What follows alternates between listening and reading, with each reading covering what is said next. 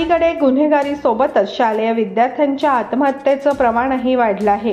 दिवसेंदिवस अशा घटनांमध्ये भर पडत आहे। कधी एकतर्फी प्रेमातून, कधी नैराश्यातून, तर कधी अपयशी झाल्यामुळे विद्यार्थी असं टोकाचं पाऊल उचलत असल्याचं समोर आलं आहे। तरुणांचं आत्महत्येचं प्रमाण वाढत आहे, अशीच एक घटना बुलढाण्यातून समोर आली आहे। बुलढाणा जिल्ह्यात एक खळबळजनक घटना घडली आहे। 19 वर्षीय शालेय विद्यार्थिनीनं गळफास घेऊन जीवन संपवल्याची ही घटना। या विद्यार्थिनीनं असं टोकाचं पाऊल का उचललं याबाबत अद्याप कोणतीही माहिती मिळालेली नाही।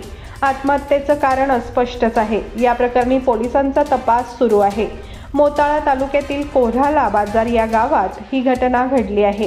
कोऱ्हाला बाजार या गावात राहणाऱ्या या शालेय विद्यार्थिनीच्या घरी कोणीही नव्हतं। त्या दिवशी तिने घराच्या लाकडाला दोरी बांधून आत्महत्या केली, असं तिच्या चुलत बहिणीला आढळून आलं।